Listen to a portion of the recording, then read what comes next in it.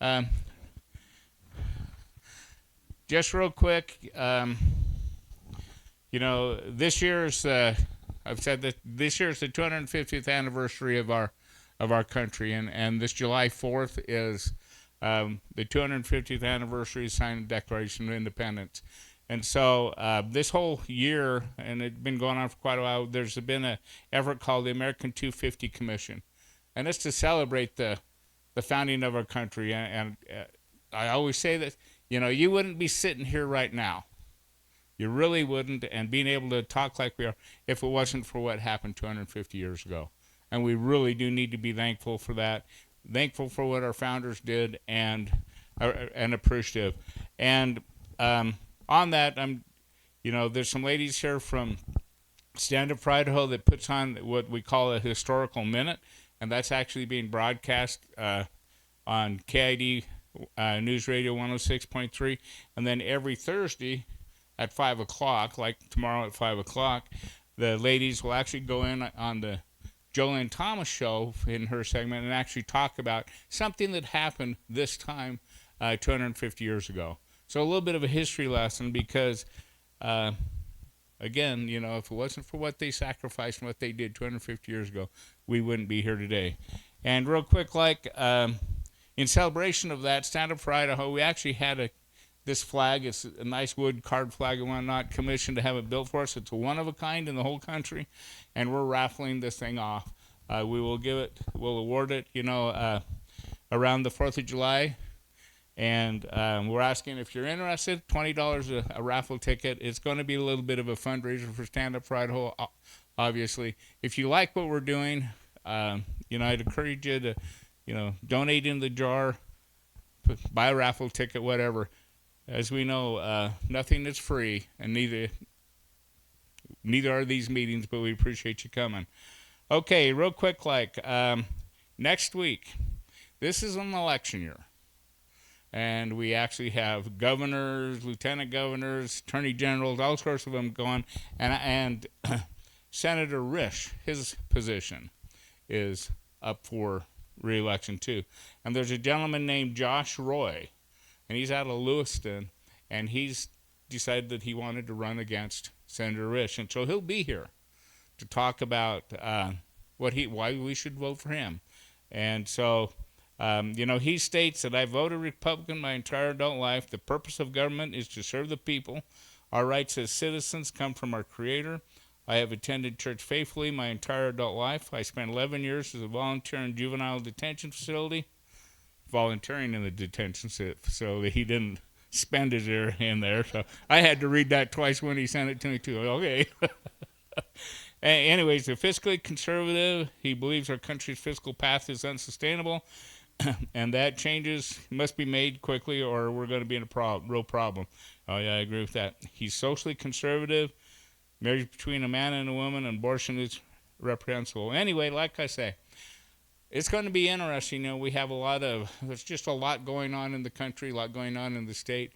Stand Up for Idaho is going to try to get as many of the candidates to come and speak to you. And as we always do, we let you come up and ask the questions.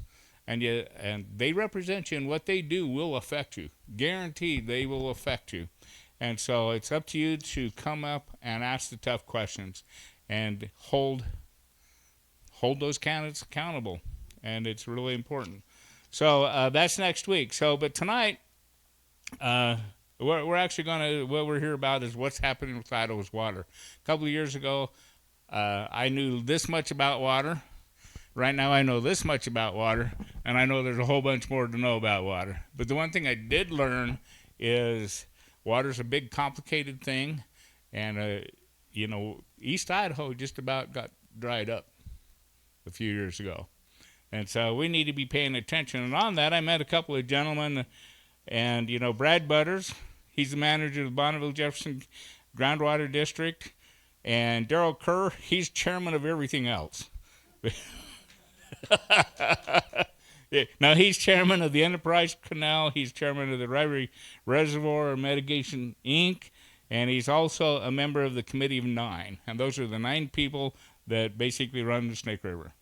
Okay, and so we have some guys that really know what they're talking about, and they actually were in the in Boise last week to the annual Water Users Association convention, correct?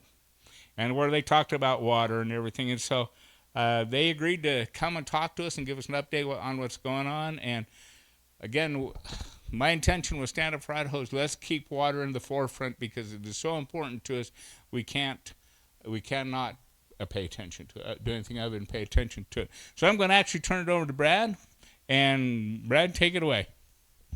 Oh, one thing though, if you want to ask them, let them go through, and when they want to ask you questions, please come up and use this mic. And you need to use the mic for a couple of reasons. We do live stream and record all this, and so the people that are watching can't hear you ask the questions unless you use the microphone. So, with that, go ahead, Brad. Thank you so much. Let's give him a big hand. Thanks, Doug. Darrel and I have talked about this experience tonight, and we certainly hope that we can answer your questions and fill your needs. And we would ask for a little bit of patience and recognize that our roles are not professionals. We're not attorneys. We're not mitigators. We're not anything that has to do with that level of work. We would like to provide a little bit of a foundation tonight, maybe a review for many of you as to what's going on in the water world and how we got to this point, and then hopefully share a few things that we've observed and learned and are trying to do in our respective roles. And then if we could hold questions till we kind of get through that process, that may take us a bit, then we can open it up and have discussion. A lot of times we find that we answer the questions as we go along, and perhaps some of those will weed themselves out. So with that, we appreciate your attendance and the opportunity, and we'll get started. Darrel, go ahead. Well, thank you. Is that on? There it is. Thank you, ladies and gentlemen. I appreciate the opportunity to come and visit with you a little bit about water. To start off, just so everybody knows, there's a lot more smarter people in the world than I am, but I was raised on a small farm in Ryrie, Idaho. I serve on a canal that's probably one of the roughest canals with the poorest decree there is in the valley. A 1915 and 1910 decree doesn't work very well, so we're more of a storage facility. And we really try hard to manage that water that comes to our patrons as best as we know how to do. My grandpa was one who ran a horse and a slip sleigh to dig a lot of the canals on the Harrison Canal and the feeder, the Great Feeder. And so water's been in our blood. And I guess my dad is, don't tell anybody, but I didn't take my dad's advice. My dad said, whatever you do, never buy water on the Enterprise Canal Company. Never buy ground under that company. Well, I didn't listen to him very well because the first place I bought was there. And I decided that short runs of water to irrigate crops with was tough. And so we go back and we start looking at all these different opportunities to figure out how to get water to farms and ranches and take care of cows. And our valley literally depends upon agriculture, and our valley is one that literally needs water in order to maintain itself. Enterprise Canal owns water or has water with the Bureau of Reclamation in American Falls, Palisades, and Jackson. And so we try really hard to just manage our water to the best of our ability. And so I'm probably what's called a surface water irrigator, and Brad is probably what's called groundwater. And we both kind of have to mix, and we both kind of have to figure out how we're going to, share that responsibility. I appreciate the opening prayer, and I will say, before we get done tonight, I want every one of you to petition your Father in heaven, because we need snowpack. We need snowpack in the high country. I don't care what water report you want to look at. It's pretty dismal. and it will affect a lot of people if we don't get some snow. Why is it that Florida, Oklahoma, every place around the country gets snow, and we couldn't buy a snowflake if we wanted to? But with that, a lot of push has been put on canals to go in and do a bunch of work. We're losing a lot of water out the bottom of the canal. It's called incidental recharge, and we don't get paid for that. It's just a process of doing business, and all that water goes in the ground to benefit our wells, which is okay. But our well, our aquifer, is diminishing, and it's not coming back in the rapid, hopeful state that we wished it would. So there's a real urgency for some groundwater efficiency. There's a real urgency for groundwater management, but there's also one other part of that is we have got to be able to recharge more water than we're taking. And in everybody, it doesn't mean a lot, and I'll get into it a little later, but our aquifer is declining at a rapid rate. When the well drillers are punching new holes in the ground for new homes, that's great. But there's other people whose wells are going dry because of the drain on the aquifer system.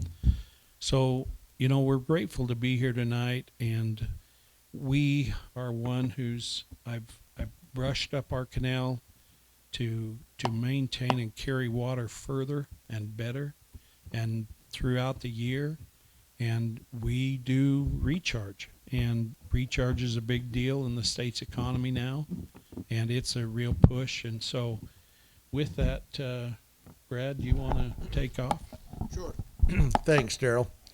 I grew up down in Cache Valley, and the family farm, when I graduated from college in 1981, I came to Idaho Falls and went to work for the Federal Land Bank. And after 42 years, I finally hung it up. And as a result, I have a, Darrell talks about water being in his blood. Agriculture is a part of my blood. And I'm proud, to see what Idaho does. And we talk about the economy of Idaho, and I'd like to just share a few statistics to help out a little bit. Our commodities are approximately $11 billion a year. Now, this year, the way prices are, it's going to be a little less than $11 billion, needless to say. But as a general rule, Idaho generates $11 billion of ag commodities on an annual basis. Approximately $3.5 billion of that ends up being in the export market. We put famous potatoes on our license plates. We grow about 315,000 acres of potatoes, give or take, on an annual basis. That represents a third of the potato supply that comes from the United States in a small area the size of the Snake River Plain. If you put that production in semis, 53-foot commodity trailers, and lined them all up, you would have 225,000 semis. You would need to have a driver of everybody who lives in Bonneville County, Jefferson County, and Madison County to have a CDL to man 225,000 semis. You begin to realize how significant that is and how much that represents in our national food chain. Grains is a byproduct, they always say. You grow grain just to keep the kochia weeds down so you can grow potatoes. But barley, we are the largest barley producing state in the nation. Approximately 39% of the nation's barley is grown in Idaho.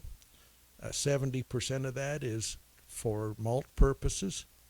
That's about 50 million bushels. That's 14,500 train cars. A train that would be 152 miles long. That's a lot of commodity.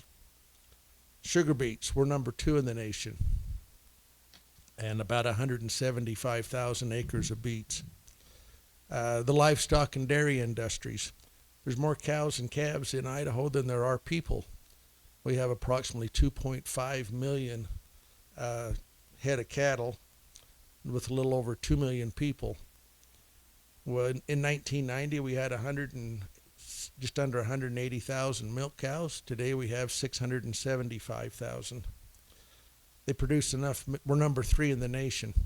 They produce enough milk for every man, woman, and child in the state to have 10 gallons a day. Those cows eat. As a result, Idaho is critical when it comes to forage crops. We grow approximately 970,000 acres of alfalfa. Not all of that's in the Snake River Plain. And that alfalfa is critical to support our livestock industry. Side note I found, California historically has been a large producer of alfalfa, but that has dropped off significantly because most of that was grown in the Imperial Valley. They get 7 to 10 crops, but they don't have the water to support the growth of forage crops, because forage crops are thirsty.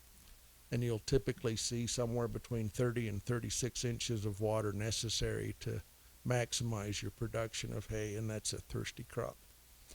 In summary, it's just something that has grown and changed over the last 75 years as we've modernized agriculture. We've expanded our economy, and it's because of water.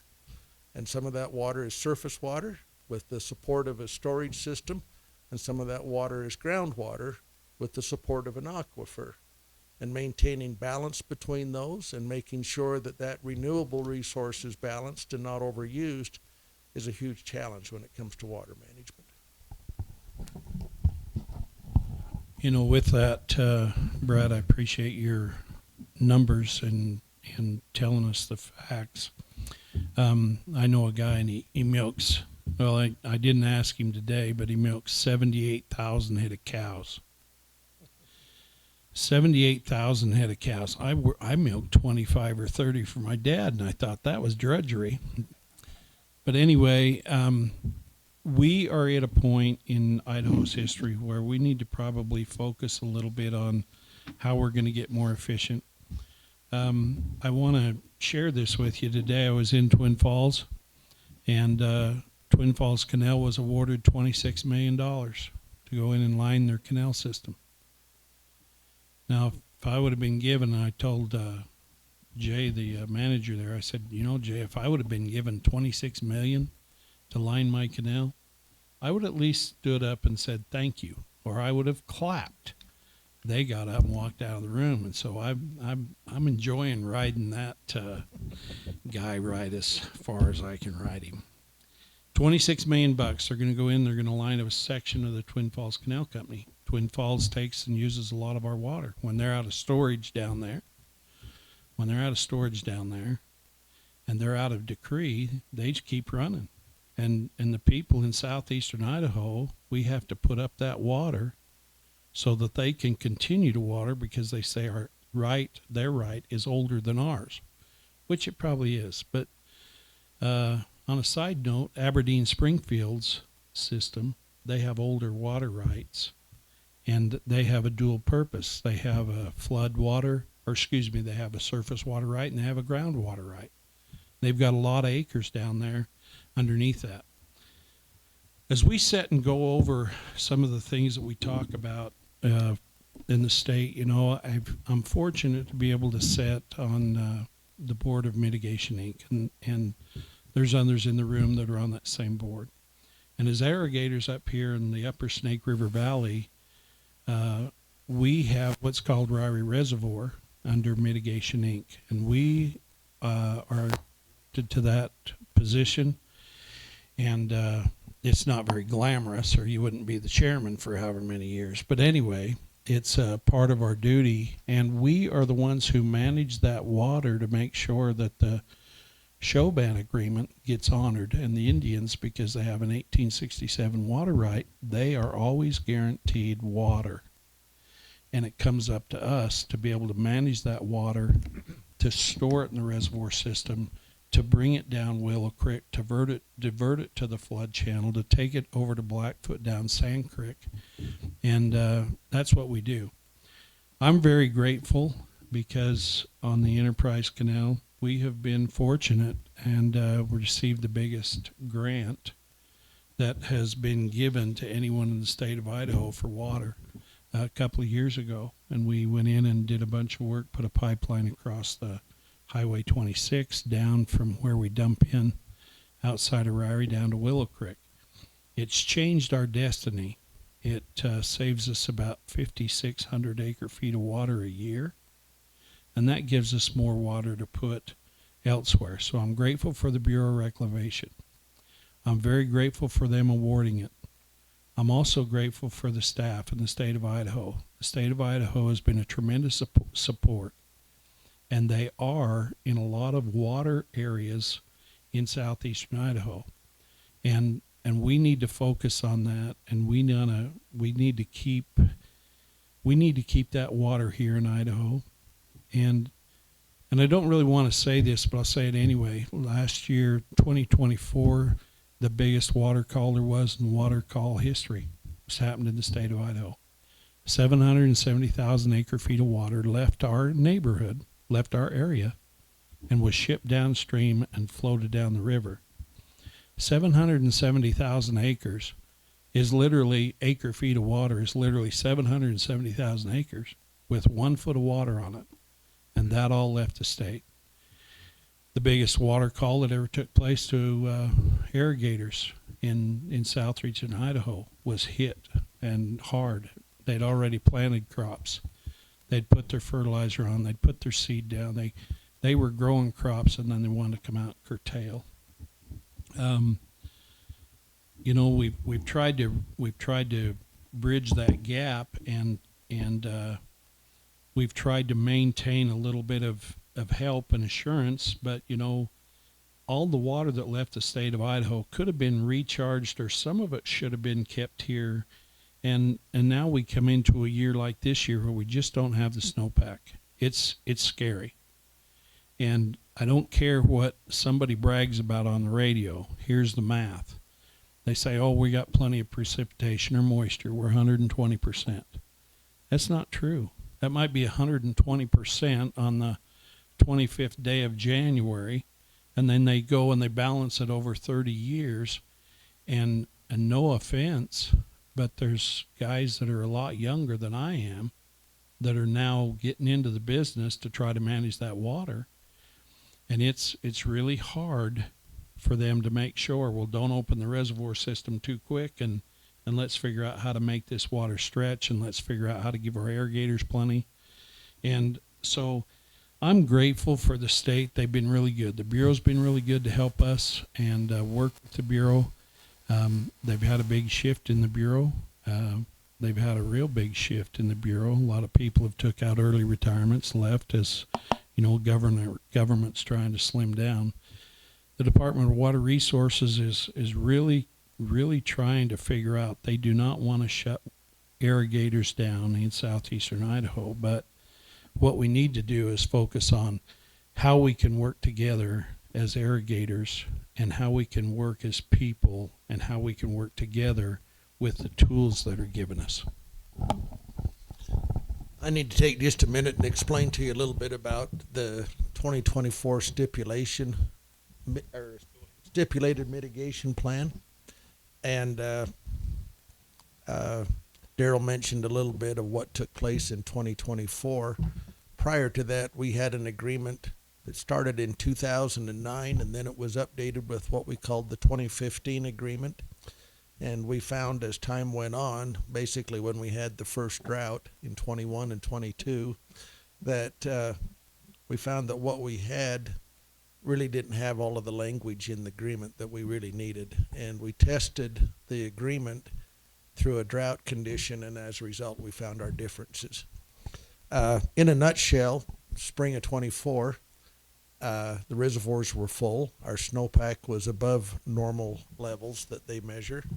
And as Darrel mentioned, there were 770,000 acre feet of water that went over Milner. And at the same time, we were issued a curtailment on 600,000 acres of groundwater users to serve and to satisfy a 73,500 acre foot shortfall in the Magic Valley. And as a groundwater district, that pushed the limits from our perspective. And so we spent After the curtailment was issued in June of 24, we spent the rest of the summer and finally in November of 24 entered into a stipulated mitigation plan. That mitigation plan was basically focused on the significance of stabilizing the aquifer and improving the gains or the reach that goes back into the river, the springs, if you will, between Blackfoot and American Falls. So when you go down to the Springfield area and you see all the springs there, that's a piece of what those springs are. That new agreement had some key items in it that were critical, and one of those was the element of averaging. As groundwater users, we feel that we have some years when we can put water in the ground and we can recharge, and there's years when we can't. And we do that when water is available. In 2024, needless to say, there was water available. In 2026, there's probably not going to be water available. And so the agreement gives us a 4-year allocation. And in a perfect world, that's great because you divide that up by 4 and everything works. But when you have a longer irrigation season and a shorter rainfall than you normally have, you pull harder. And so you have to make that up in other years. We're still learning how to manage that. It's going to be a challenge. It requires us to have an element of conservation, and approximately 11 to 12% reduction in water use based on our 2009 to 2014 period in order to comply with that conservation, with a target of 205,000 acre feet that we as groundwater users across the state try to conserve. That's a requirement of the agreement. In order to meet that, you got to measure it. And in order to measure it, you have to have meters on your wells. And so there's an investment there that has been done so that we can provide reporting on a monthly basis. Darrel talked a lot about the recharge side, and we have challenges on both sides of that equation. One side is to how do we get more water in the ground, and on the other side of it, how do we maintain the water that's going in the ground already? And we see the challenges that come from that is the development of urban sprawl, if you will, as flood irrigated ground or just irrigated ground is now converted to residential use. Residential use doesn't have that element of incidental recharge to it. The other thing we see is the efficiency in our irrigation systems. Needless to say, pivots are far more efficient, probably 70 to 90% efficient compared to flood irrigation that may be more like 40 or 50% efficient, even at that, depending on the circumstance. As a result, in order for us to comply with the agreement, we have to do more recharge. And in order for us to do more recharge, we have to find more places to recharge. And not only do we have to have enough to meet our annual obligation, we have to overbuild so that on a year when we have a surplus of water, like we did in 2024, that we can recharge more than we need to get us through a year similar to like we saw in 2025 or in 2026 now, where we will not have water sufficient to recharge. And I don't know if you're familiar, but in a nutshell, recharge water is most efficient when we have all of our storage facilities full and we have excess snowpack. And at that point, we have what we call a spill at Milner. And so those circumstances have to be met, and then that allows excess water to then be available. If we recharge with storage water, then we go to our friends at the canal companies and we put the pressure on them to now manage for their patrons plus provide storage water for us for recharge purposes. And that is a far more difficult situation to do than when you have excess water flowing. So when the opportunity comes, you have to be able to grab it. And in addition to that, we have an agreement that we will provide 75,000 acre feet of what we call wet water, or water that we secure through storage sources from the canal companies. So two different elements, recharge and wet water mitigation. we have to deliver 75,000 acre feet to the Surface Water Coalition on an annual basis to satisfy that wet water delivery. That comes from storage, and the cost of storage varies from year to year depending on the supply of storage. And so that in turn comes back to a cost for our patrons. And so we try to manage that in a way to where we can't trying to take the highs and lows out of it, and mostly to secure an element of stability, hopefully so that we as groundwater users know what we have to plan for, and the surface water suppliers of that storage know that there is an element there and that they can count on X amount of dollars to be paid for their storage. So there's an element of cooperation necessary in order to find the stability in that process. So I would like to get into this a little bit. I am one who, I think the enterprise now has approximately 6 spots that we can run water into, that we can put water into the ground to recharge with. So let me get into recharge just a little bit, and let's talk about it. I can tell you that every water user who sits and goes through a water meeting is concerned about a couple of things. What are we going to do about our existing dams? What are we going to do at Jackson Lake, which the concrete structures are in tough shape?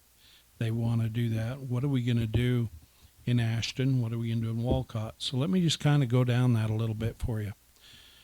Last year we got in a meeting with the Bureau of Reclamation, and I asked them, and I'm over river operations, and doesn't mean anything because they don't listen to what I say anyway. I say close the gate, and they're opening the gate. When we take and start moving water, let's go to the reservoir system. It fills, we hold, we look at Walcott, we look at American Falls, we look at Palisades, we look at Jackson. So just so everybody knows, this year we got the Bureau of Reclamation to hold Walcott at 42,000 acre feet of water in it right now. Walcott historically has been held at 95,000 acre feet, and so those guys down there can generate. They get a whole different system because they get paid for power down there, and they're down there running water, generating power even today. The other thing is we come up to American Falls, and American Falls users, irrigators, we've used a lot of water, but we've put in a lot of money in our infrastructure, and assessments go up from the Bureau of Reclamation. We don't have a choice but to pay those numbers.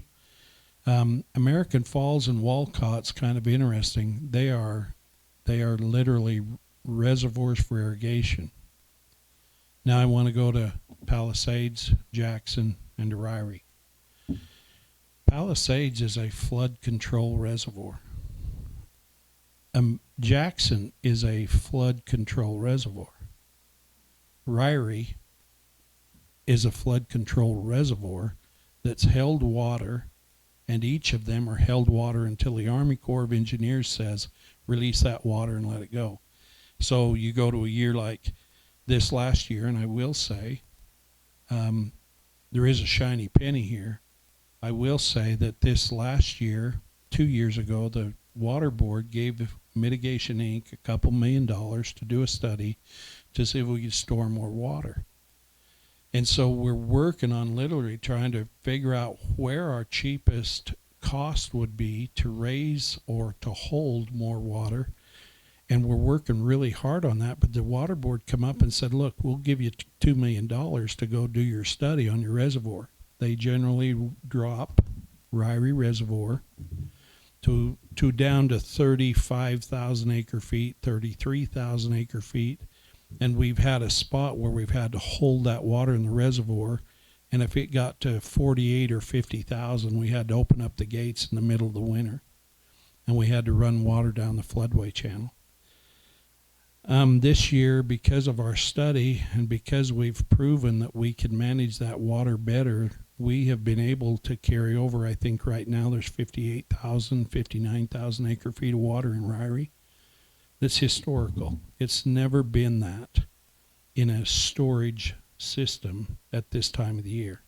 They usually open the gates middle of February and want to dump water. This year we're trying to hold it. Jackson, when it gets full, they run it to Palisades. When Palisades gets close, then they make sure that all the water and all the reservoirs below that system are full. And so once they get full, that's a good opportunity for us when we have that water available to start running water and recharge. So I have a recharge facility, and it's out on Highway 26 and 55th East. There's been some controversy, and I understand that. But that storage facility, if I can, we need to understand how to put water in the ground for us. Now, I don't know if it's ever going to get to Twin Falls, but that water, we put in over 44 million gallons of water, a 24-hour period, on literally 12 acres of a hole. 44 million gallons of water is a lot of water. But it works. But let me just say this, I'm smart. I know where to put that, and you have to have a gravel base. Let me tell you what else happened in that. And I'm grateful to speak on that. But I get a letter from the LDS Church that tells me our water is more pure, less stagnant, more fresh, more clean than it's ever been. And so we're trying to do water right. We monitor that water every other day. We have someone come down, an independent firm, they come down and they pull samples out of wells to see what it's doing. And the water is better. In fact, DEQ does not ever pat anybody on the back, shake your hand, tell you thanks, but the DEQ literally more than once has come to me. I've been to their office at their request, and they wanted to tell me that their water content that they are seeing that's being tested is more pure and less stagnant than it's ever been. So we're there dumping 44 million gallons of water in a day, and now we just need water to put in it, to fill it, to help the water go in the ground.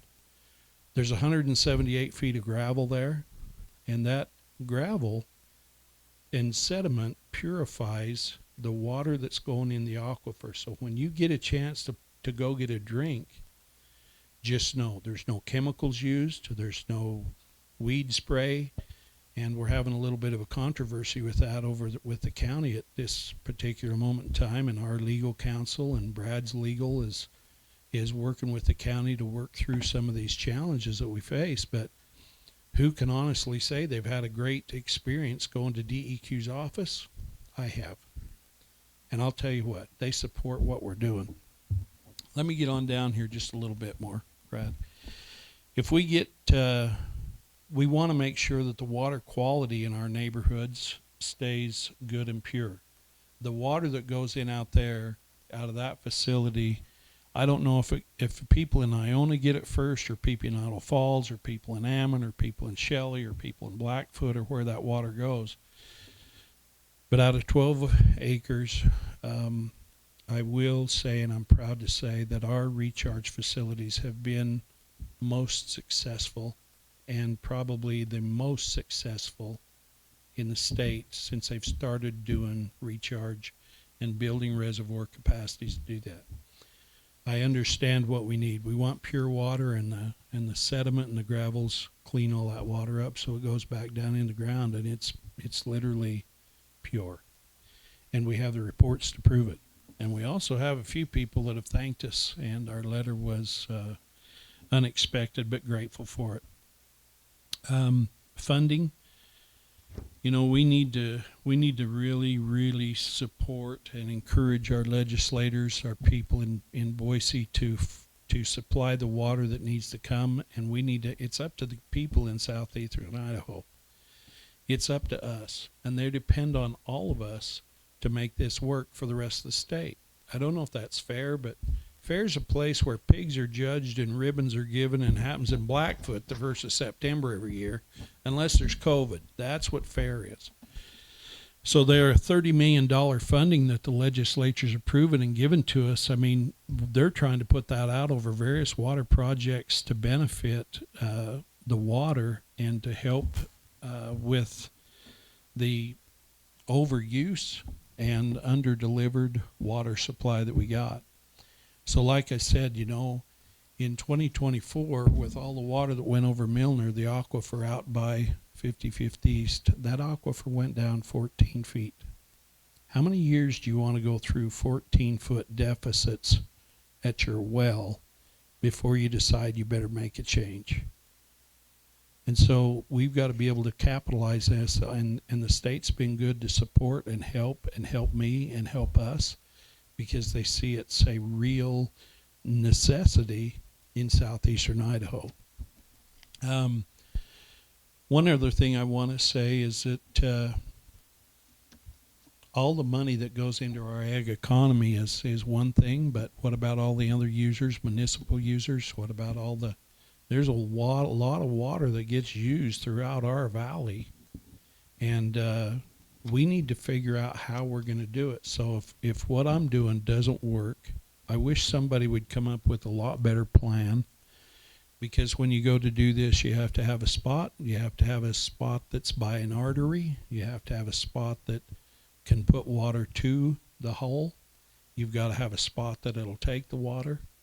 And quite frankly, you have to literally strategically figure out where you're going to put it. And the biggest, most deepest gravel spots are the best. And there's not a lot of lava there. So, Brad, if you want to go from there, I'll let you go from there. All right. Thanks, Darrell. I mentioned before a little bit about the mitigation plan, and we'd like to talk about some things that we think are moving in the right direction since 2024 that help us to be able to avoid a repeat of that circumstance. First off, that was not a pleasant experience for anyone in the process, and I think the people who were participating in that are all striving to find ways that they can avoid that from repeating itself. That plan has a 4-year sunset on it, and it will renew in the fall of 2027. And when that happens, obviously there'll be differences to say this is working and this isn't working, and conversations of that nature.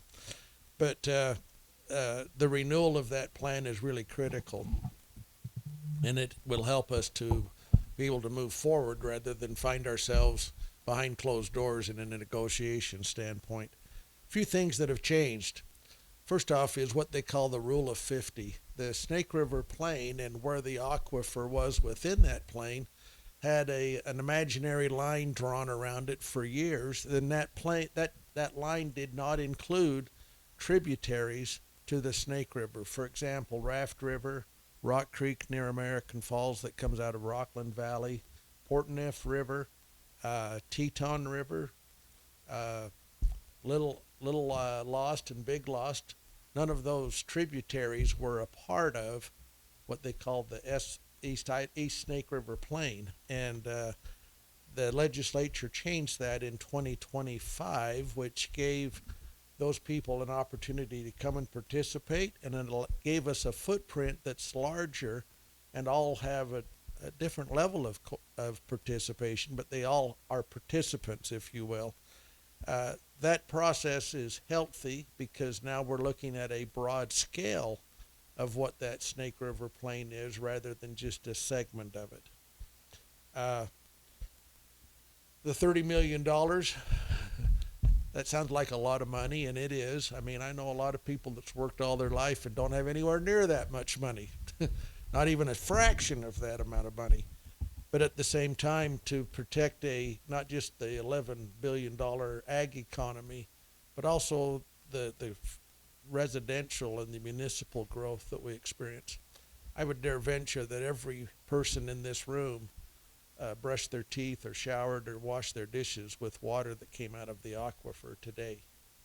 Very few of us take care of those household responsibilities with water that came out of a spring.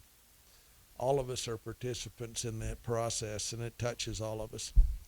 I would mention that with the projects that we have talked about and some of the things that we're working on, those typically require a certain amount of match funding. And so in our district, we actually assess our patrons for an infrastructure budget so that we as a district have money available to meet that offsetting match funding that we need to have in order to also gain participation, whether it be from a federal or a state level. And when commodity prices are tight, that's a tough thing to explain and say this is an investment in the future, but it's how we all establish an element of skin in the game, if you will. Cloud seeding is an important thing, and the Water Resource Board works closely with Idaho Power, and I know that has an element of uncomfortableness that kind of, to be said, those two names at the same sentence at the same time. But the science claims that there is a benefit to that activity. The challenge we have is this year we haven't even had any clouds, let alone anything to seed, and so that carries with it an added element of challenge. One of the things that the Water Resource Board is doing, and they talked about this last week in Boise extensively, is they are working with the Bureau of Reclamation to do what they call an Upper Snake River Basin study.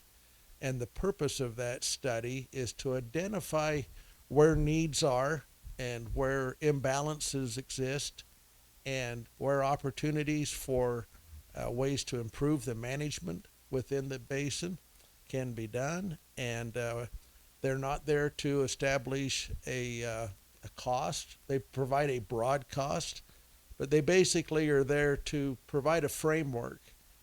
That takes a couple of 3 years to get done.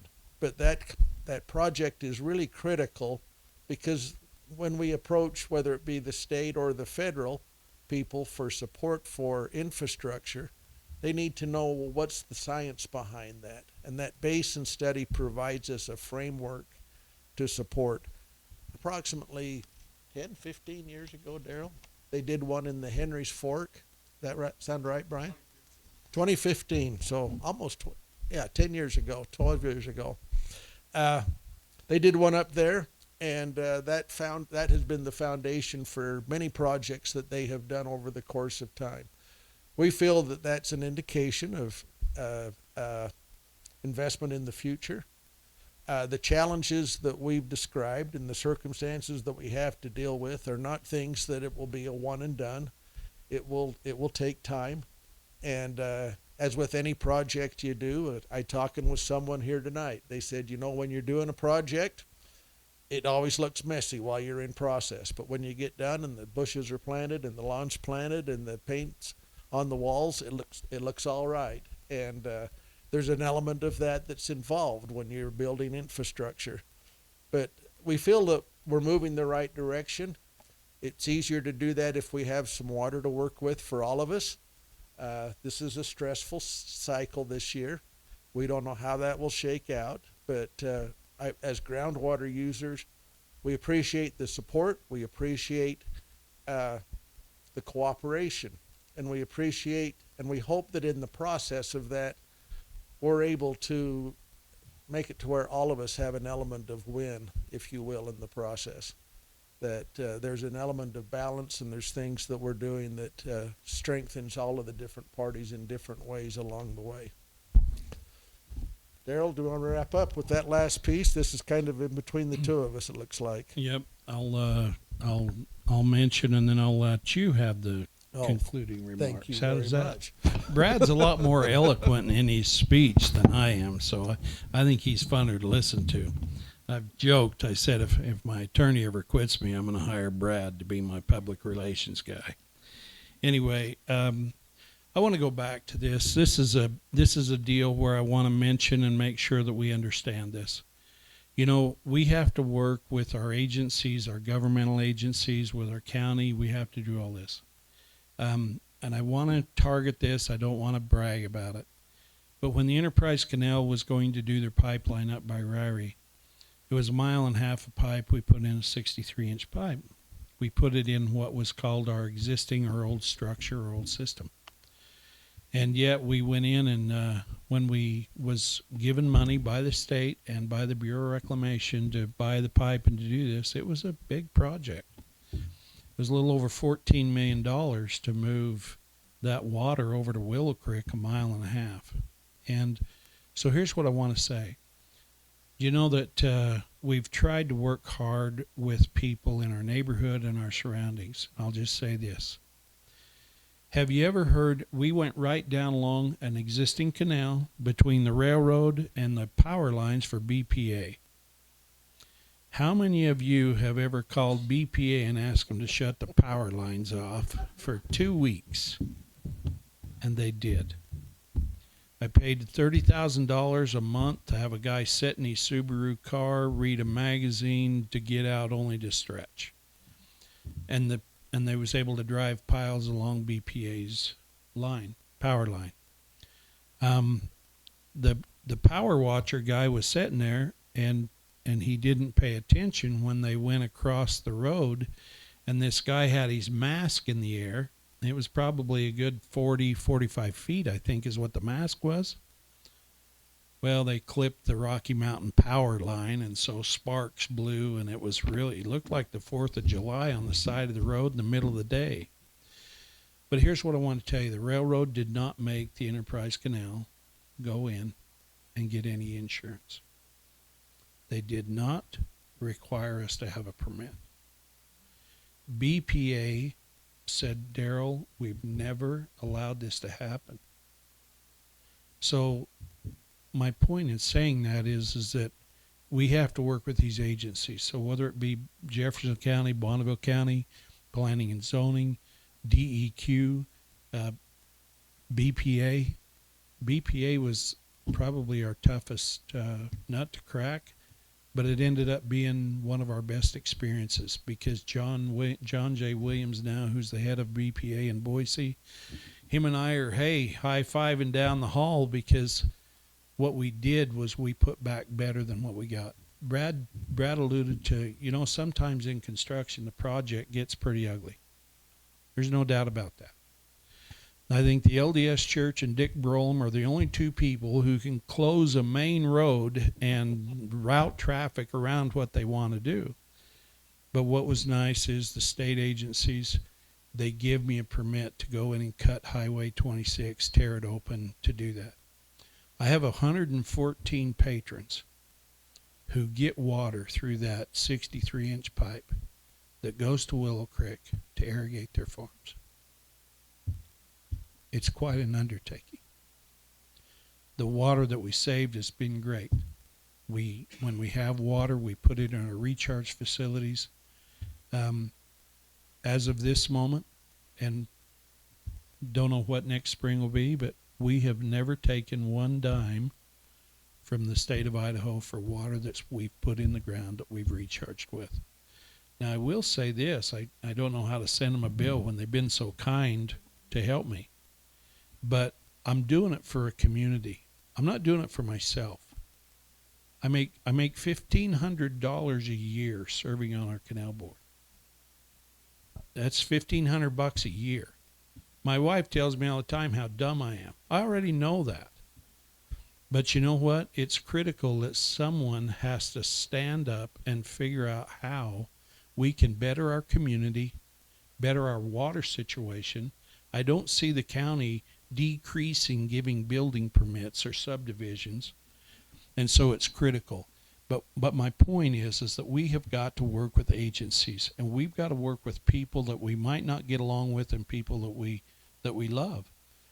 But in doing that, I just want to say that it's been nothing but a privilege. It's been nothing but a privilege, and I've taken a real beating over a lot of things. This year, it's just about taking my heart away. But I'd love to tell you that I'm doing it for a whole bunch of money for me or my family. I'm not. I'm doing it for the citizens of our community. I'm doing it for the irrigators. I'm doing it for families. And someone has to kind of, I guess, take the whipping to try to make sure we go forward and we can protect our water rights so that irrigators who require to pull it out of the ground, there's water there for them. We want to be stewards of our water in the state of Idaho. And we, I guess, as people who stand and serve in canals and what we do, we want to be fantastic stewards. Now, maybe sometimes we have a mistake or we fall short. But it doesn't take away from the fact that we want to be the stewards of our water for our neighbors and our community. And that's so important. Brad, I'm going to let you wrap up if you would, and I'll be done. Thanks, Darrell. You know, I think hopefully we have provided a little refresher for the foundation, what got us here.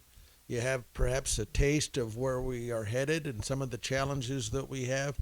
I appreciate Darrell's concern, and the best thing you can do with this is make sure that you don't let it become personal, because all of us have interests, and those interests are different, and we have to find the commonality in the process. And we all will make mistakes, and I hope that we all have enough thick skin in the process to deal with those mistakes.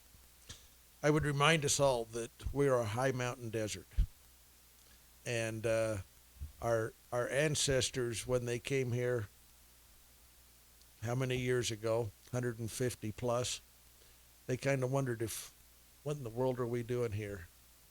And yet now we're 150 years later and everybody'd love to live here. There's a reason, and it's because we've worked as a community together. We've learned how to utilize our resources for our benefit, and water is one of those. And we are at a crossroads, and we have to find ways we can maintain that balance.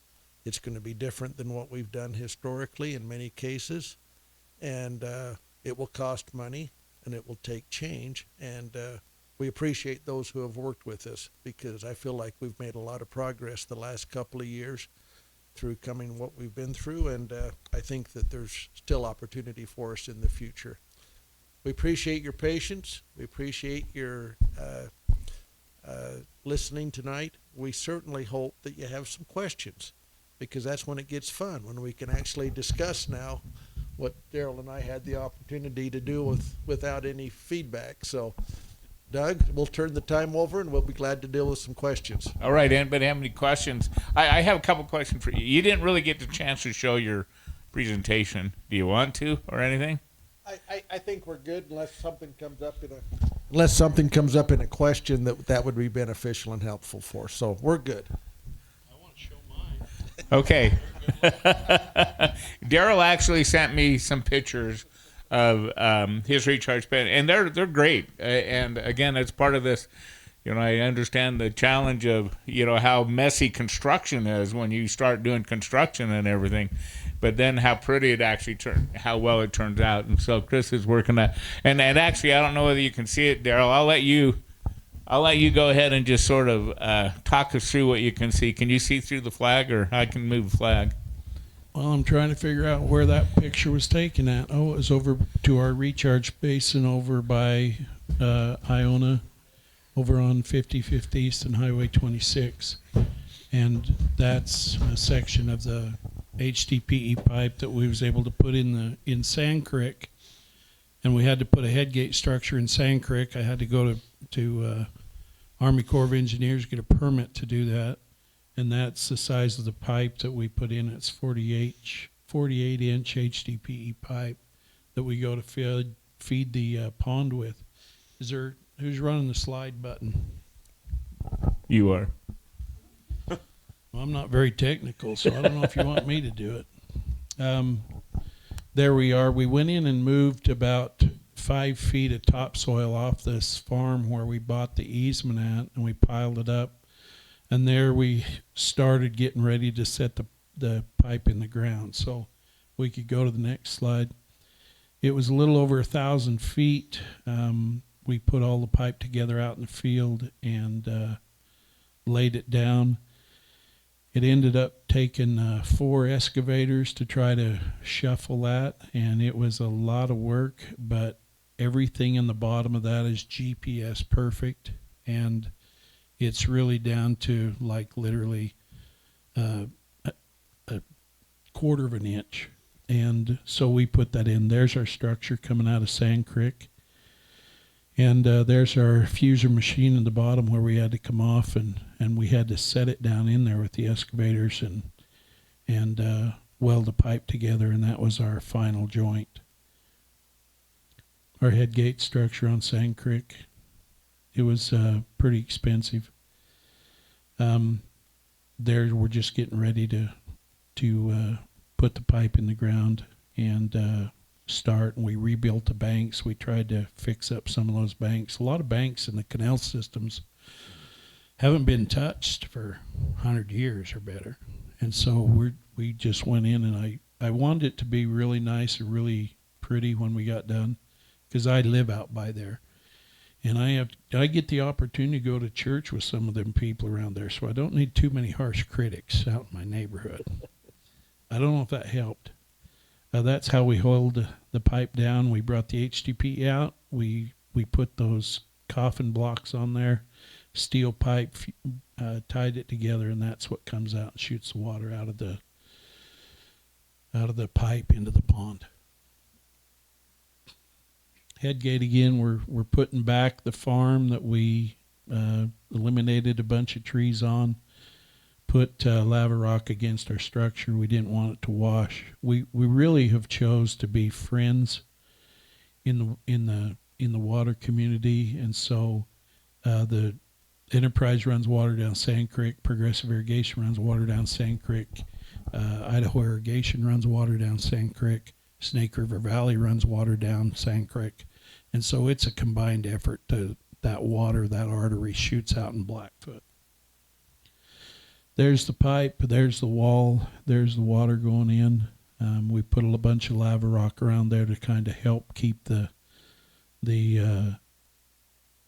pipe and our structure safe. And I don't remember how many loads of lava rock I put in there. I'm going to say there's probably a good 25, 30 loads of lava rock that we put there to support the structure and to support the outfall.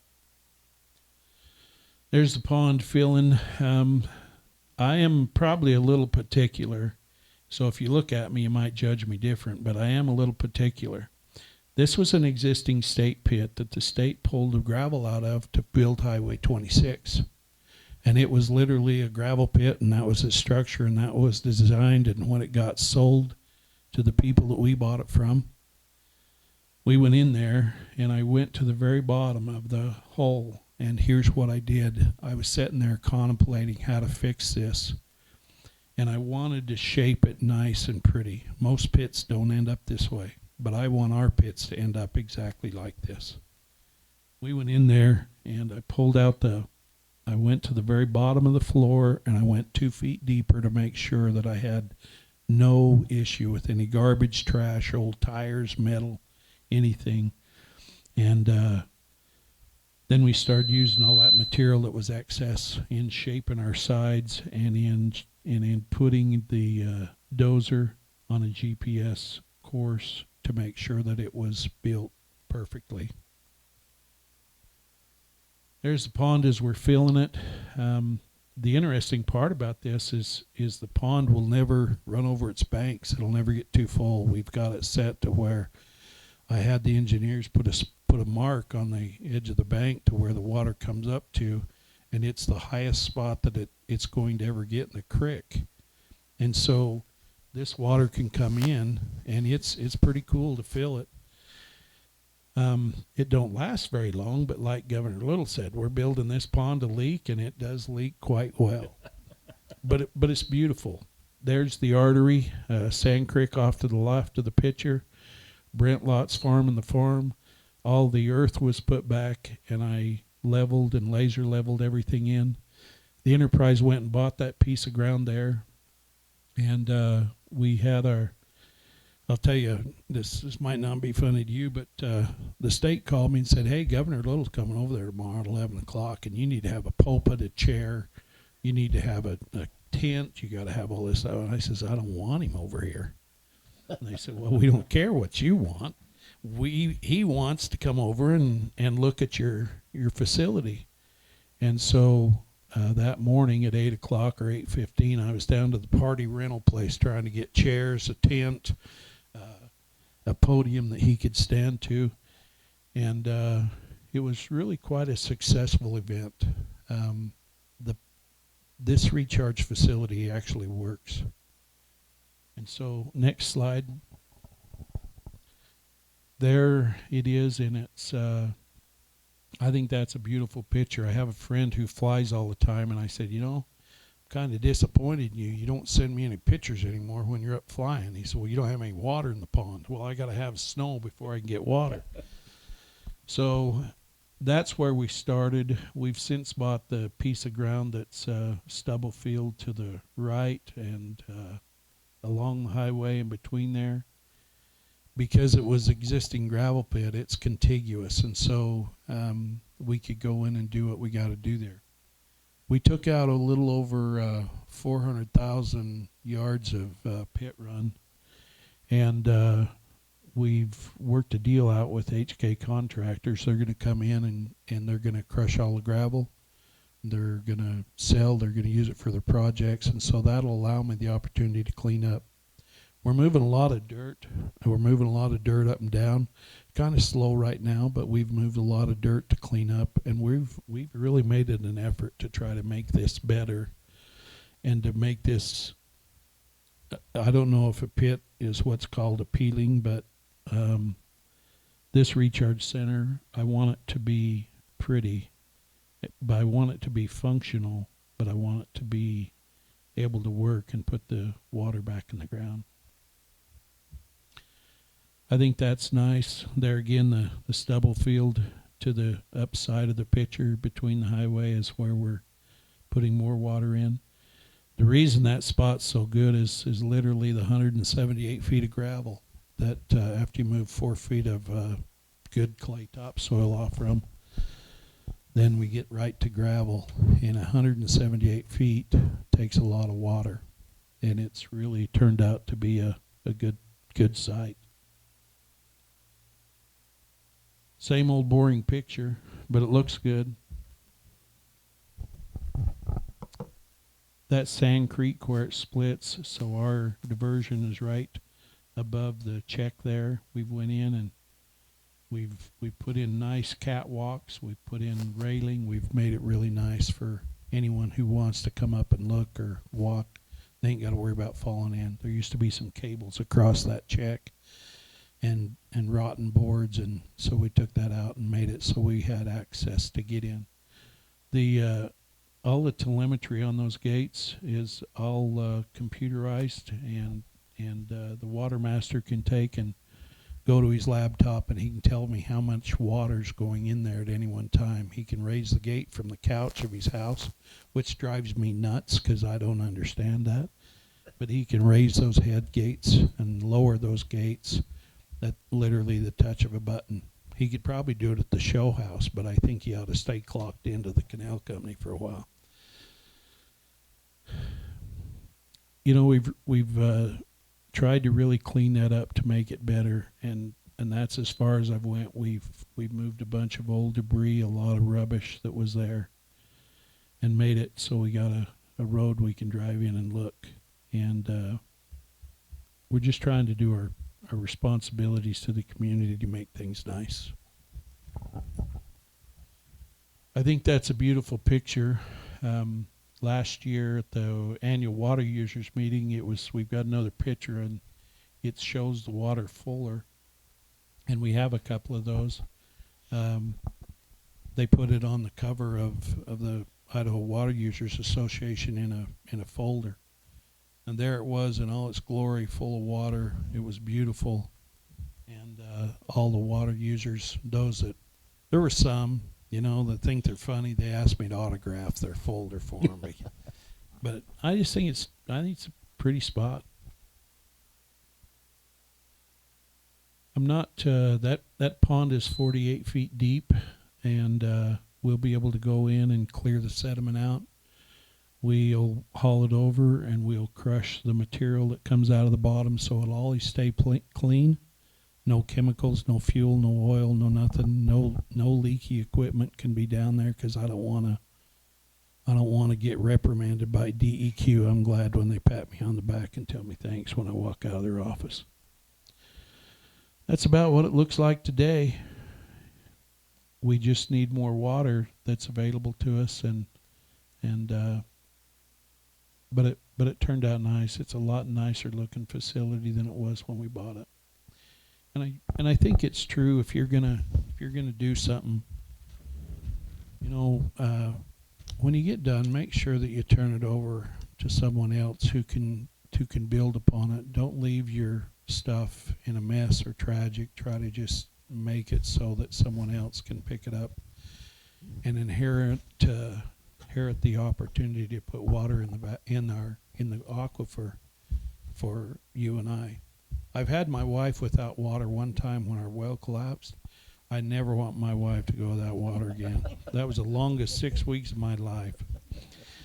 The well driller called and he said, "Darrel, how deep you want this well?" I says, "Well, I don't know. Where are you at in water?" He says, "Well, if I talk to your wife," she says, "Well, how deep is the city of Idaho Falls well?" And he says, "Well, it's 526 feet. And Gina says, "Well, good. Go 3-4 more feet than the Idaho Falls well is." And I told him, I says, "Get in the truck and get out of there. Gina will be fine." Anyway, I think I'm about done, Doug, unless there's something. Well, I think Darrel needs a big hand. I think it turned out really, really good. Again, one of those things where you start construction, it's a mess. But I think that he did a great job at the end, and you're adding to it, it looks like, and stuff. And so there's going to be a little bit of mess to deal with for now. But I can sure, what he's done with this, and obviously is going to turn out just as good as this one did. So I really appreciate that. So anybody have any questions for these guys? Okay, if you'd please come up here and use the microphone. Did I who? You want the hard questions?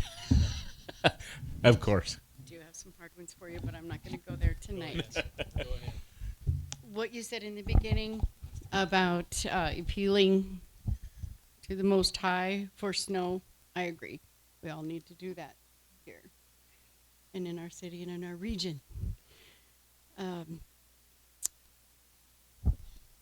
We were talking about the spill off at Milner. Can you elaborate on that? What does that mean? Where is that? What does that look like? Let me try to explain that the best I can. And when the reservoirs get full, they have to get to a certain point. Now, we don't want a paper fill. We want actual water fill. That's what we want. And a lot of times the Bureau of Reclamation, the Army Corps, they look at a paper fill. We want actual fill. So when the reservoirs get full between Jackson, Palisades, American Falls, and on down, they open. I don't know what the gate looks like. One of these days I'm going to go there, but they open the gate so all the excess water that comes down the river gets pushed out at the gate at Milner. And it goes down in the lava rocks and goes out and goes in the ground. We think that, and I'll say this, I think that the Bureau of Reclamation could do a little bit better job maybe managing that water. But like I said in the beginning too, we got a bunch of young guys that have zero agricultural background experience that are controlling the gates. You what? That's right. Yeah, it's hard to fight. I mean, they get a job. All we want's a little bit of water. So does that help you kind of understand what Milner is? Going down the system to run the water out. It does. Drop. Thank you. And the other, but I was just going to say, if I could add to what Darrel described, and I'm a newbie in this because I've been in loan committee more than I've been in water meetings over my lifetime.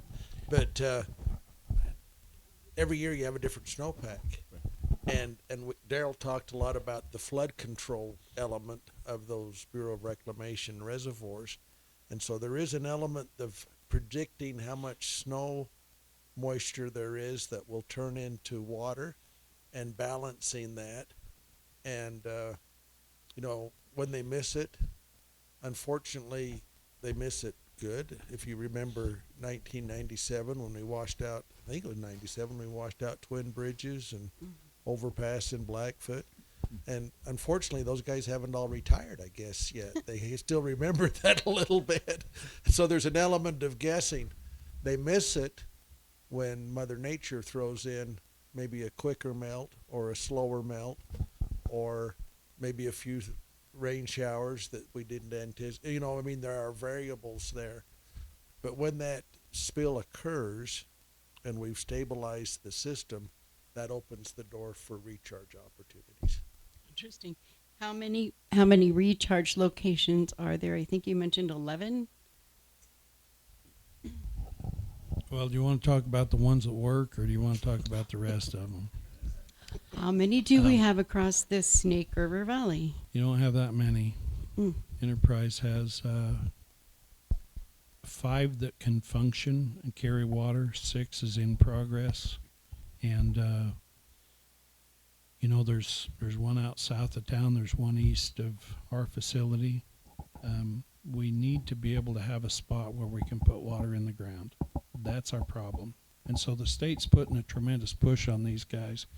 The state increased their water number that they want put in the ground from 250,000 acre feet of water to 350,000 acre feet.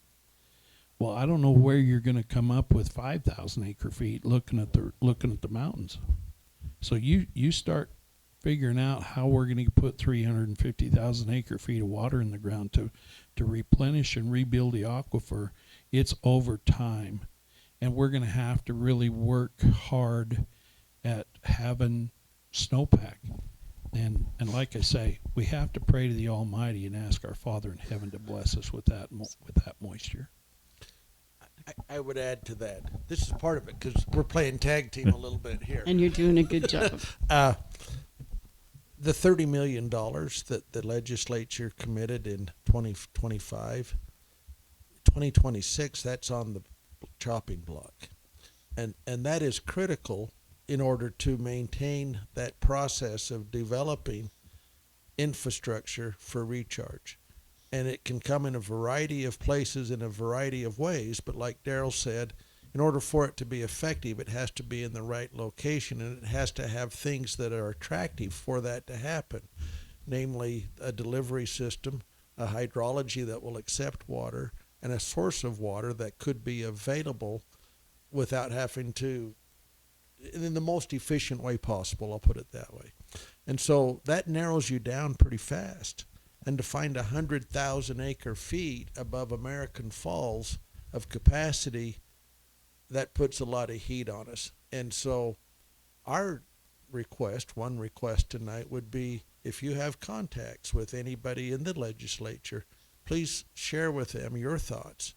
But we're concerned that if that funding is disrupted, that will stymie the progress, and we will slow down our correction that we need to, that we've set forth in the 2024 agreement.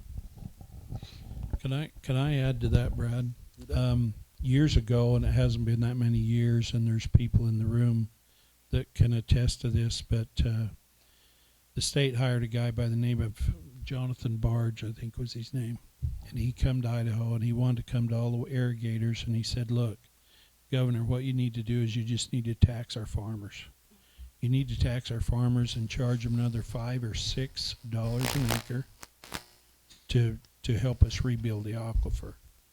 Well, how do you control who's getting the money, and how do you control where it's being spent? And it was really kind of an interesting thing. A lot of people were all excited about how they were going to figure out how to save the aquifer. It was called a CAMP program. And what they wanted to do is they just wanted to take that money and they wanted to figure out where they could best spend it. Well, you take $5 or $6 an acre over, and it was an open-ended tax. There was no cap on it. You take $5 or $6 an acre for every acre that you got, and every acre that gets farmed, and every acre that you own, and I'm sure your grass that you guys mow, but where are you going to justify that? And there was a lot better opportunities that have come our way since COVID. The state has really been really good to manage their money. I think it's pretty awesome that we have one of the healthiest economic states there is in the country, but we're weak in our water conservancy, and we're weak in our water storage, and we're weak in the aquifer. Thank you for all that, and thank you guys so much for everything you do. Water is first on my list every day. And the Bureau of Reclamation has this really cool website that shows us what water levels are in each reservoir and lake. So that's kind of something neat to watch for all of us. Thank you. Thank you. And I just comment that we all, come on up and whoever's next, but we all have a connection with our legislature. It's called a phone or it's called an email, something like that. So you can contact them.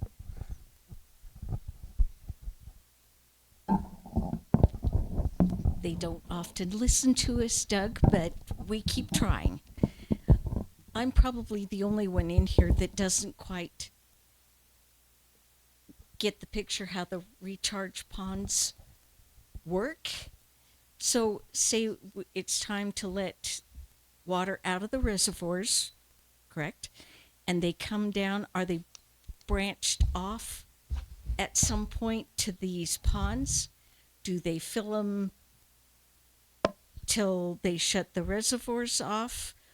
Or how long does the water have to sit, depending on, I'm sure, how full your recirc ponds, or whatever they're called, the ponds recharge?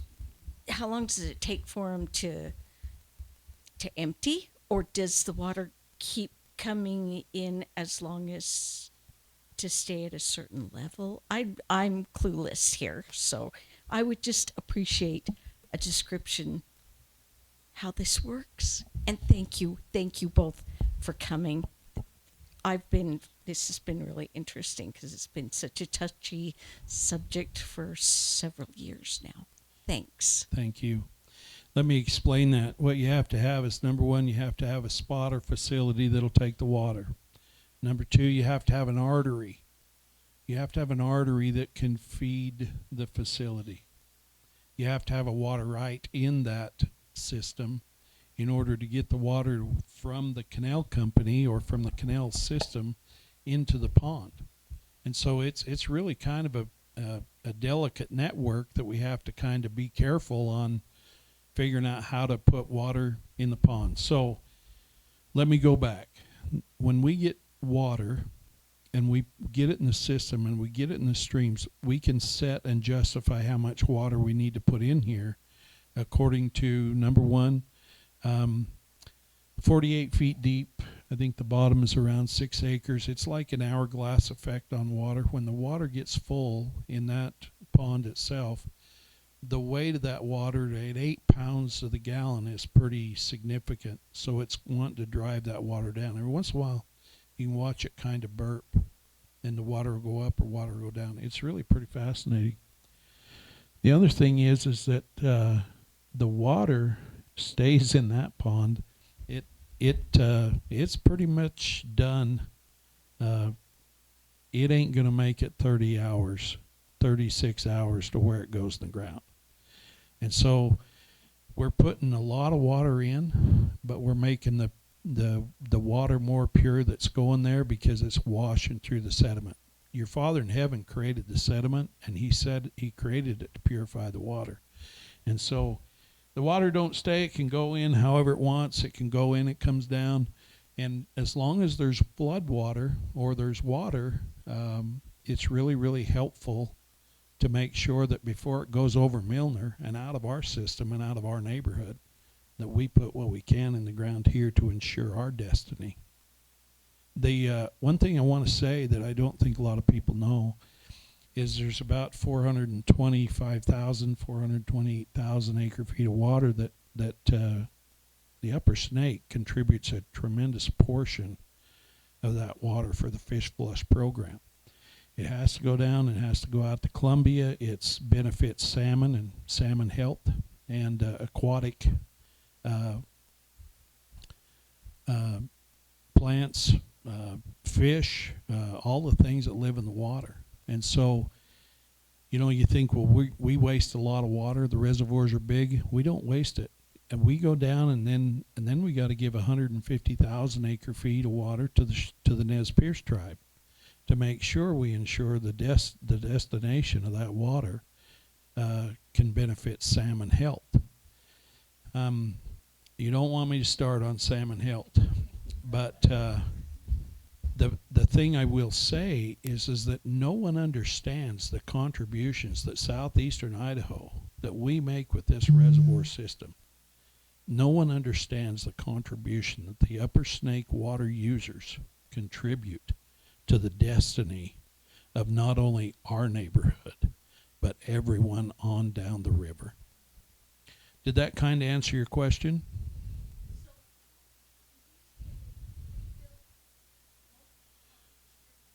As often as we get water and somebody calls, so Brad will call me and say, hey, I need to put some water in the ground, and I'll say how much, and we can figure out how many days we got to run to put that water in. But we can only put it in when we have water. Flood water's one, and we can't put in literal decreed water or water that's used for irrigation, even though I think that there's kind of it's kind of a rocky road.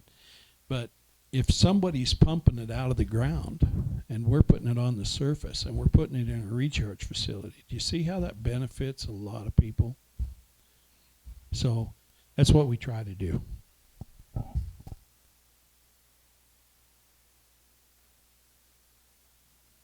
Okay, so I just have a question and then sort of a statement that thank you guys. So I have a little homestead. I'm not a real farmer, but I run some goats and some sheep on there. And I wonder, is you mentioned fodder being a really thirsty crop.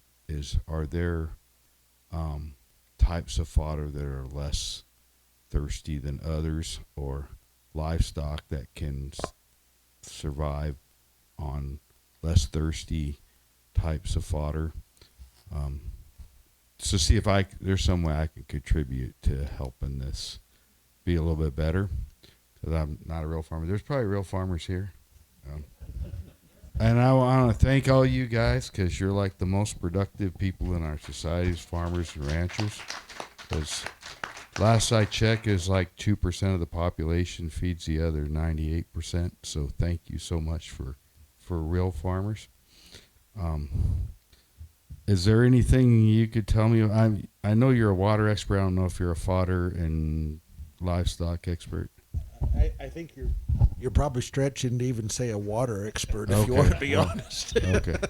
All right. So maybe you don't have any advice there. Maybe these guys would have that, but I'm not going to steal anybody's water. I don't want to steal anything from anybody. Okay. And then the other thing I just wanted to say is, I'm not like a native of Idaho. I've been here about 37 years. The Navy brought me here back in the 80s. And when I came here, I had the opportunity to go 2 other places. But I came here mostly because I was hoping to go to California or Hawaii, where there's a bunch of beach bunnies and whatnot. And everybody said, why are you going to Idaho? There's nothing but Mormons and sheep in Idaho, you know. But I came here, and this was the most beautiful place. I came from a military family, and I had lived all over the planet pretty much. And I came here. This is the most beautiful place that I'd ever seen. And I lived in Hawaii. I lived to all the places that people wanted to go. But I came here, and what really amazed me is the people that live here, because I saw this canal system, and I saw an airport in this little town in the middle of nowhere. And I saw a museum, and I was like, hydroelectric plants. And I thought the people that settled this area were so forward thinking to plan for the future in a little town in the middle of nowhere. And thank you guys, because you're doing the same thing. You're looking down the road at what future generations are going to benefit from the work that you're doing. And so I can't say I'm proud of being from Idaho, because I'm not really from Idaho. But and I had little to do with this, but it's a blessing to live around people like you guys, all of you guys. Thanks.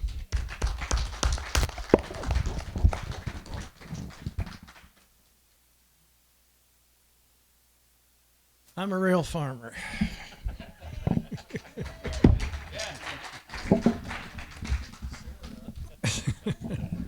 Okay, first of all, I got to tell you, Farmer's Friend has a recharge site too, just up the road a little ways.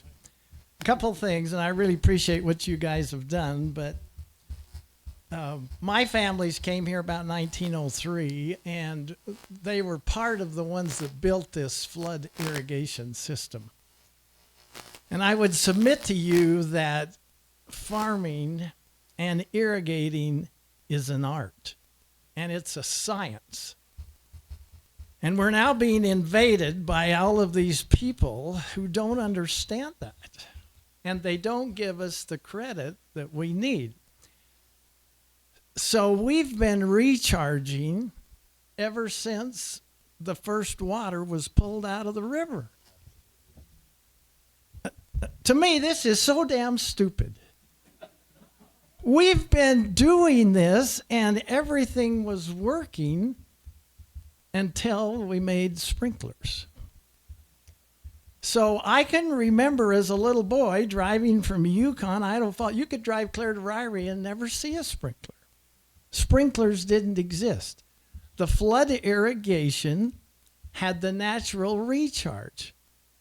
I can remember going to meetings 50, 60 years ago when we were cursed from the lower valley because we were water hogs. And we were literally run out because you guys up there are wasting so much water.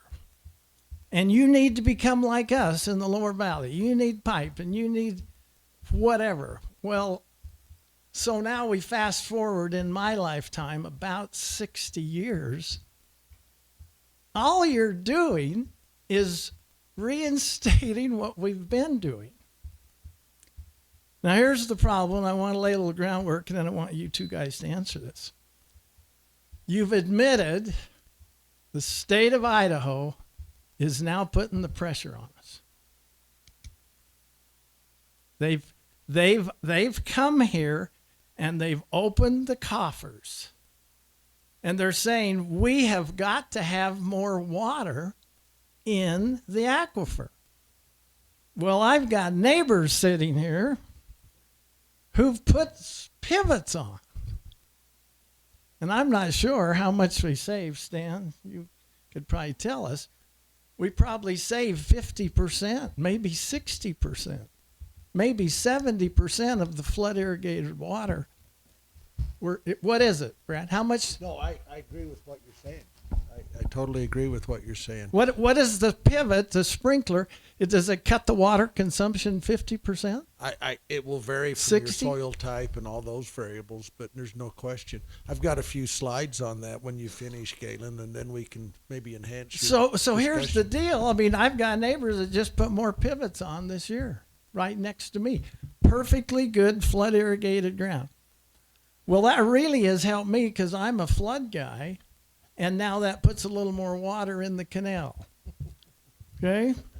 So here I am, probably 5 years old, when I would go with my dad and my grandpa to irrigate. Well, as we went up to the system, we always had flood water. So And we farmed on rotation. So we would have pasture, we would have alfalfa, we would have wheat, we grew sugar beets, and we grew potatoes. Well, in the spring of the year, when that flood came, we could hurry and cover all the pasture, cover all the alfalfa, and about the time the grain came, that freed up the water. The water had to rotate. Well, I never see pivots now that shut off. Have you ever tried to find a pivot with a head gate? No, those pivots all go in the canals. And they run continuously, but the idea is we're only using 50% of our water, so don't bug us. So here's my kicker for you. This is the year. The Farmer's Friend Canal owns, and the Harrison Canal and the Enterprise Canal. And by the way, I grew up on the Enterprise Canal, and I left there when I was 16 or 17, and I've never been back. And I told my brother I wasn't coming back. It was the worst canal in the entire state. Amen. You knew you could guarantee that you could never get a crop on the Enterprise. It was the first one to shut off, and Darrel's turned that around. He's turned that around by making the canal more efficient. So here's the kicker now this spring. The Farmer's Friend, which I'm on, has a designated amount of water. Now, Darrel and Brad, will we ever get any more than the dedicated amount of inch water in that canal again?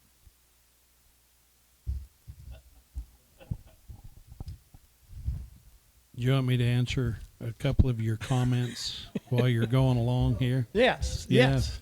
You know the answer to that. We're not going to get it back. But I do want to make this point. Early on, we went and tore a bunch of trees out. They would fall over, winds come up, they go in the canal. We were sued. I've been sued and in court 6-7 times for the canal in just trying to establish and keep it right away. I have a couple of farms.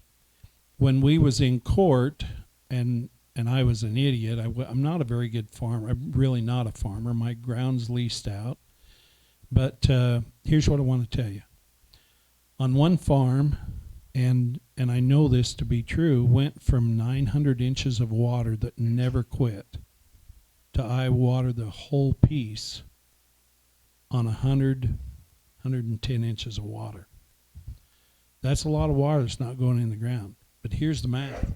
While we cut the hay and get it off and then get ready to start back over, by the time we get ready to start back over, this over here is bone dry dead. So now you got to water it, rejuvenate it. So how many days in the summer do you want to not have a growing season for alfalfa? With a pivot, yeah, you put it in the canal. Yeah, we're probably cutting back a little bit on groundwater. But when we went to court, it was interesting to know this one thing, and here's the math. A lot of those guys up there burn 12 to 16 acre feet of water to irrigate a barley crop or crop of hay. Barley crop because they can flood it. Now, there's some guys that might do a little better, but not really a lot better. When they flood irrigate that water, if they're real lucky, they'll get a 70 bushel barley crop. When you take and you water your hay, I know some of them guys, and literally we paid for specialists, we paid for everything you could possibly imagine to try to defend our case, and we would literally, those guys would get 3.5, if they got 3.5 ton to the acre flood irrigating, that was great. On the same farms that I have, it's a soil type that's, let's start out with at least 8 inches and go on down, or maybe even more, but that is really poor soil. And so we can't really flood irrigate and cover the ground unless we go to pivots. And I own pivots, and I do flood, and I got dry farm. But the pivots have went from 36 bushel the acre of hard red wheat, and my tally this year was 6.39 ton to the acre. And so that's the difference. We're making water more efficient. We're struggling with putting it back in the ground, or, someone might say we're wasting water. But it was pretty brutal when I was young on the canal and we're getting sued for all this stuff, and I have to go and listen to an expert witness come tell us how much water we're using and losing. And so all I've tried to do is I was working my business. I didn't have time to sit there and move dams and but I decided that I had to do one thing, and that was become more efficient with the water that I had. Now I use less water, and that benefits other users. Some of my water I don't even use, but I still have it. So because how much, Darrel and Brad, how much do you think on the average canal we've been losing? You don't probably want me to answer that question, but I'll give it a shot. When you start losing 50% of the water that you have to water with to 70% of the water, that's a pretty significant number. So we got to figure out, are we going to make our water go in the ground and to where you pay a water assessment, you pay bureau fees, you pay reservoir storage, you pay a water assessment, and so we got to figure out where to put that water. I own water on the Farmer's Friend as well, and I'm glad I do. I'm jealous of their decree. They've got a flow right that I would love to have. We don't have that. The Enterprise used to run on 325 CFS a day. The Enterprise now runs on 150 to 180 CFS a day. So that what we've done is we don't want to take the water like you explained. When the flood water would come, we'd water the pasture, we'd do whatever. I want to take that water and I want to stretch that water. Even though we're using less, everyone still has a full head gate. We've literally got to be the dumbest board there is in the Upper Valley, because most people turn on storage. We might only have decree 30, 40 days, if that, out of the summer. The rest of it's storage. And you know what? We don't turn anybody's head gates down. We let them go because we want them to water. It's a lot easier to save a crop and get a crop and make sure you got an abundant crop. A lot easier than saying, well, I only got a half a crop because they used all this water. It was running over the banks, and I didn't get only 50 bushels to the acre because I run out of water. I think there again, I've come from a different background. Like I said, Galen, I didn't listen to my dad, and he warned me several times. Do not buy ground under the Enterprise Canal. The Bank of Commerce would not lend money under the Enterprise Canal. I will say this, they will now, because we have changed our destiny. We used to use 39,859 acre feet of water. 39,859 acre feet of water. We can run our canal today, or last year, or the year before, since we've made the adjustments. We can run that on 17,500 acre feet of water. And what that does is it ensures my irrigators on our system a longer run time, hopefully a better crop.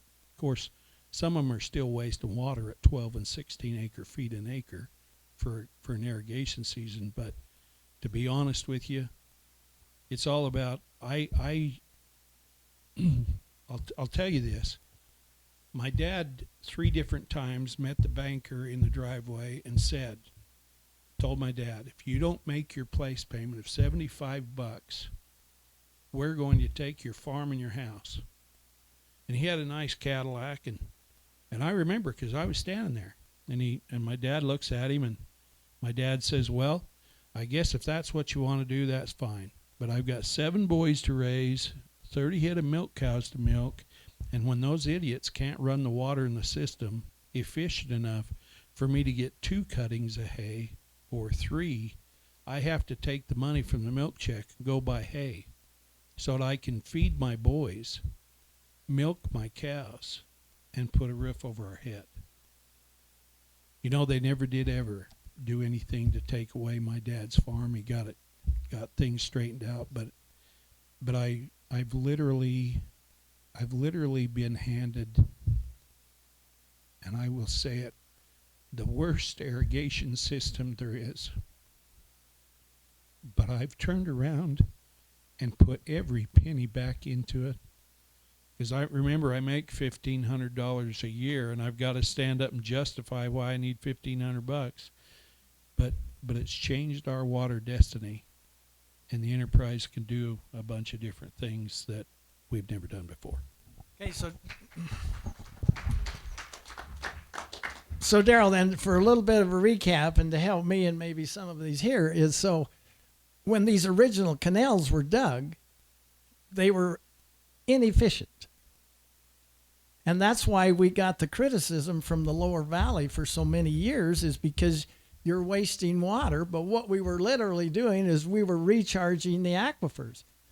I have 6 wells that I have to be responsible for, and I can remember year after year they would almost go dry until the canals came in. And if I could just make it to April and haul a little water. So now it's almost a twofold deal.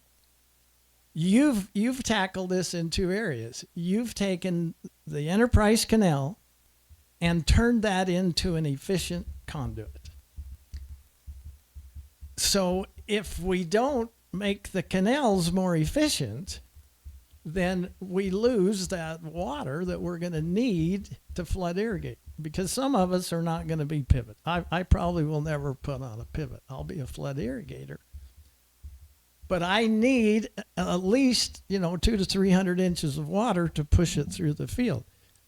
So I'm going to have to depend on my canal board. And we could use these names, but isn't this the same in the whole valley? I mean, if we go clear up to Ashton and Rexburg, all the way down to Ingham, it's the same concept. So we need to do two things, and you've expressed that very well. We've got to make our canal system more efficient, and when we make it more efficient, we've got to find a way to put the water in. Is that a correct assessment? Yeah, and so when we become more efficient, we can store more water in the reservoir as long as the Bureau don't open up the gate and dump it out. So every time we can save a little bit of water in the reservoir of water we don't use that year, we can kind of cap that back. And that's a whole nother topic. A lot of users down south have a first place in Jackson, a first place in American Falls, first place in Walcott. So then there's junior users that come and get that water a little bit later. And as the snow pack melts and as the water comes and the reservoirs become full, then we can have a full allocation of water. In the meantime, we need to kind of be a little bit conscientious. Water's not a savings account. When you take $100 to the bank and put it in savings, you got $100, right? Water's not that way, because it all kind of balances out. The water that gets left gets divided between everybody in the reservoir. Jackson is one of the oldest, right? So it's probably first to fill and first to get its water. Then you go to American Falls. You go to Walcott. I don't remember the year that Walcott's in that priority line, but if we can become more efficient in our canal systems, we can save more water and have more water in the reservoir, just like we done last year. We saved a lot of water. We had water, but it got us through 2025 when 2024 was kind of a hardship for a lot of irrigators.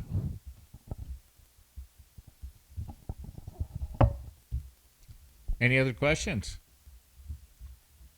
Yes.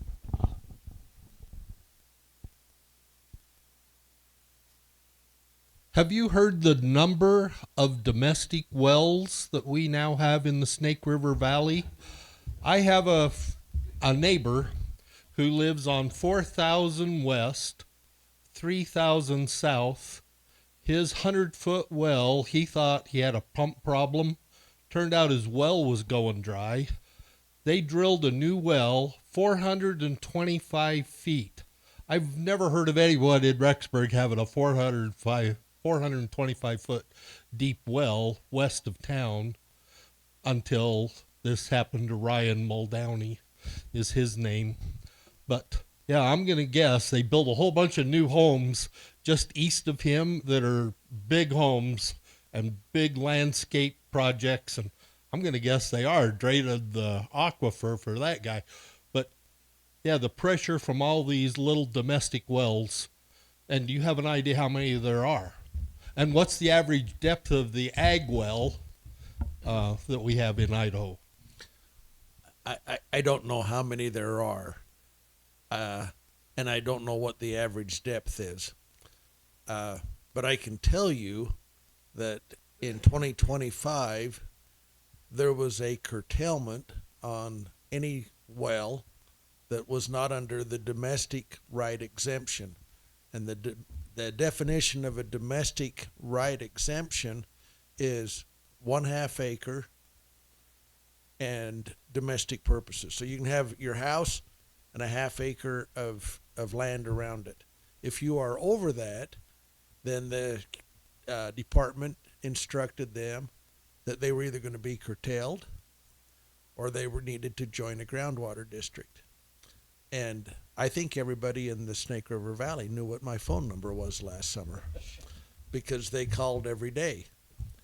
And I think there's some inconsistencies there. And they've tried to correct that with the domestic well exemption in the legislature in 2025. They found that they had some things that weren't quite right, so they're making some amendments to that in 2026. But I think that that's a piece of our aquifer, and I've heard numbers, but I shouldn't quote them, but it's like in the last 15 years we've had approximately the equivalent of 30,000 acres of sprinkler irrigated ground that has been developed through the domestic well exemption. And in essence, that's a loophole in my mind that we need to correct. I hope the domestic legislation that they had moves that in the right direction. But I can't tell that because we haven't had any experience with it yet.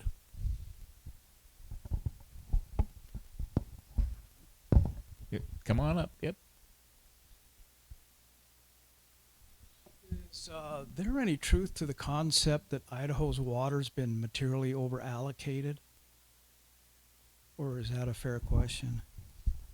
I think that is a fair question, Ben. And I've got to be careful not to let my opinions be stronger than my knowledge. But there are certainly times when we have curtailments that would indicate that maybe that's over allocated. But one could also say that if we have a curtailment, perhaps that water isn't being properly managed too. And I would suggest that I think that those curtailments can be managed if we are disciplined and if we are focused on how we manage that water so that we don't rob from one source to take care of another source and then find both sources being insufficient. Darrel mentioned a few things. Some of those are outside of our control. When you have environmental issues like the fish flush that he described, those are things that pull a lot of water out of our area. And when that water leaves, that's water that we don't have available. When we watch water go down the river and go past Milner and on out to the ocean, that's because we're not managing what we put back into the aquifer. And it's going to take a long time to find that balance, and it's going to take a lot of discipline and cooperation in order to do that. So I can be on both sides of your question, Ben. I think it can be that, yes, we are over allocated, but I can also say that if it was properly managed, perhaps that's not the case. Any other questions? Well, I think they did a fabulous job. Let's give them a big hand. And, you know, really, Darrel, it was a pleasure. I'm very glad you came. And Brad, you know, water's an issue. Water's important to us, and we need to pay attention. And and Stand Up for Idaho, we're going to keep this in the forefront. You know, it means a lot to us. So I'm going to let everybody go. I thank you so much. Remember, next week is going to be an interesting. A guy that's decided he wants to run for U.S. Senate against Senator Risch. It'll be good to hear some. I'll just say some fresh voices. Personally, I think that every race ought to be contested. I don't care whether it's a senator race or a mayoral race, whatever, because it keeps them in line. Let's just put it that way. So thank you all. We'll see you later. Be safe going home. Thank you so much.